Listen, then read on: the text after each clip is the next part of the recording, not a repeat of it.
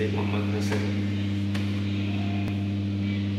Alright, so we've been talking about the drop step and some body mechanics stuff and things like that, and I have some issues with it. I don't really see where the drop comes into the step, into the hit, so I figured making a video would be easier than writing it all out, trying to explain. I've got Curran here, just taught a class, so I had the camera with me as well, so we'll film a little something for you guys, see if you can scrutinize it, maybe explain this drop concept to me a bit more. And first thing, I just want to show how I go about the body mechanics of striking. I'll show you like a basic circular shot and a basic linear, probably a slap and a palm strike, something like this, okay? So I'll do single shots and then I'll do repeat shots with the same hand, okay? Let's do like a palm slap here, so let's get this angle a little bit, so see. Pull that a bit higher.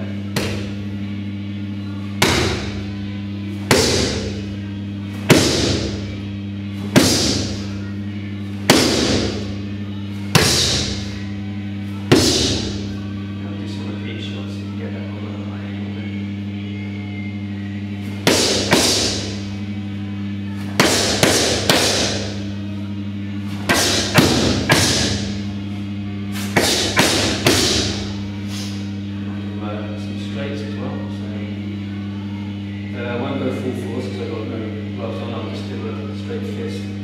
So, okay. I'll maybe reinforce with the other hand.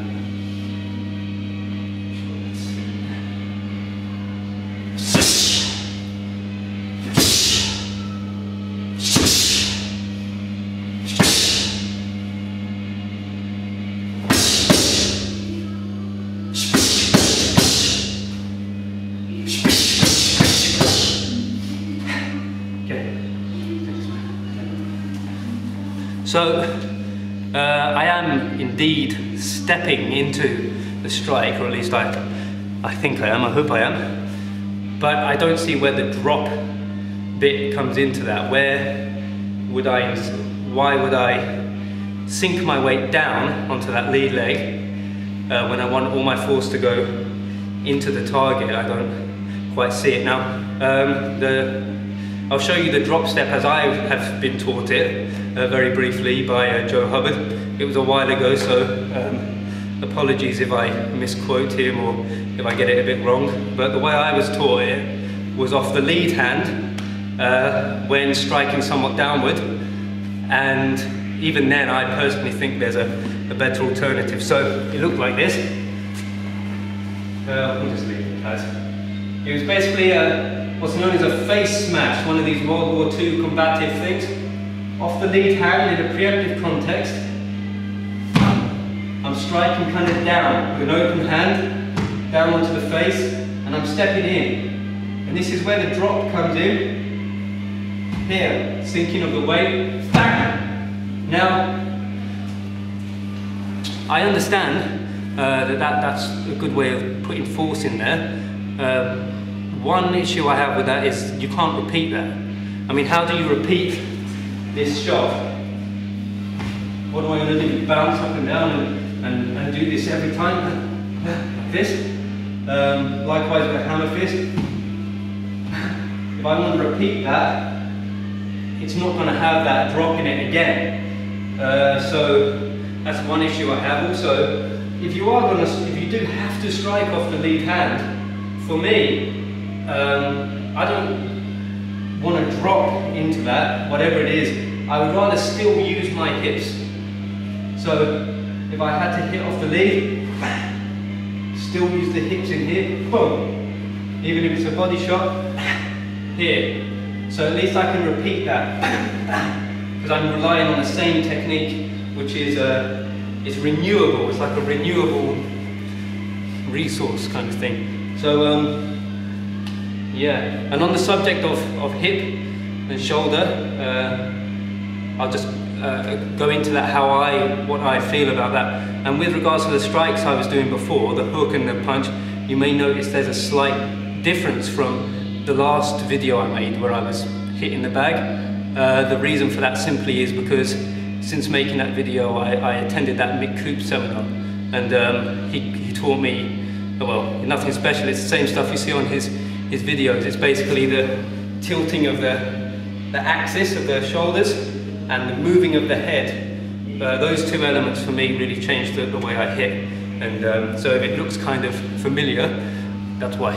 Okay, so let me give this to Karin for a second. Okay, mi amigo.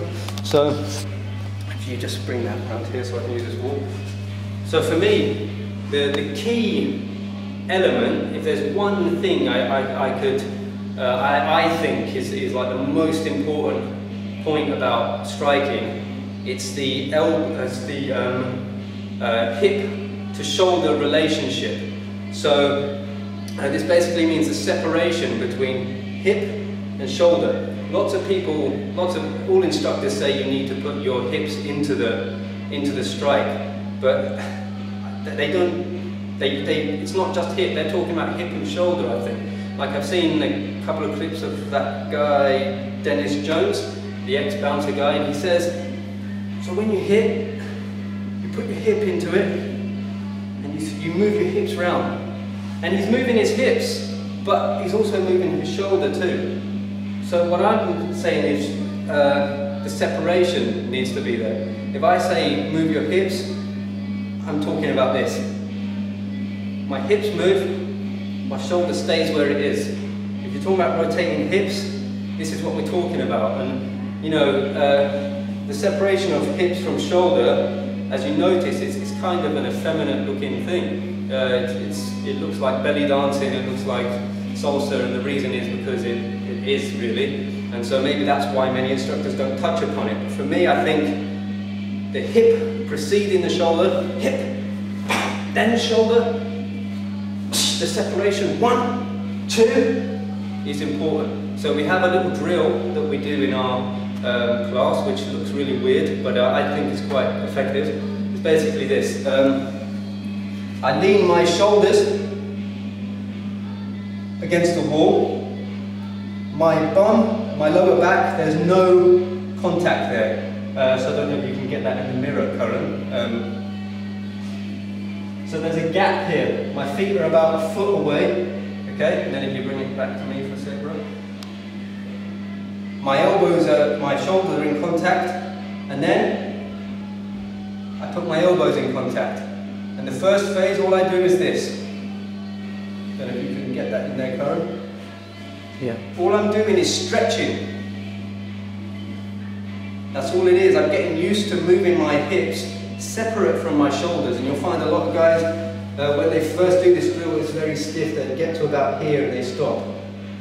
Good punching, I think there needs to be flexibility here. Yeah. Next phase, we bring an element of violence into it. I don't just do it slowly. I do it rapidly. I do it with power. Yeah.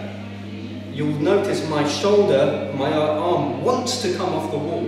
It's like it wants to punch, and that's the key thing. I think, you know, Mick, he talks about this like drawing a string back on a bow or something like this. So I'm creating a stretch in here.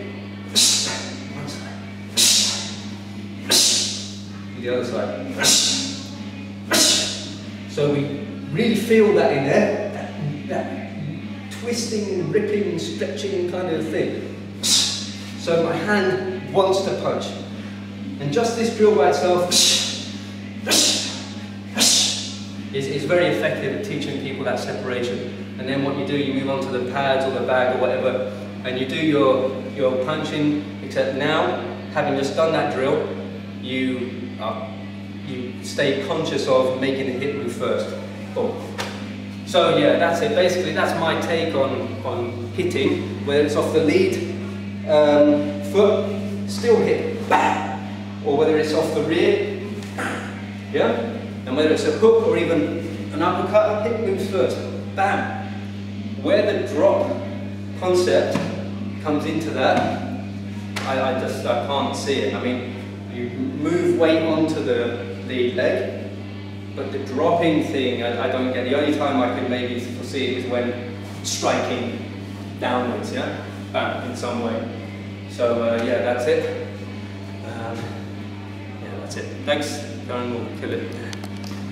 Thanks, man. Nice. Hope that was clear.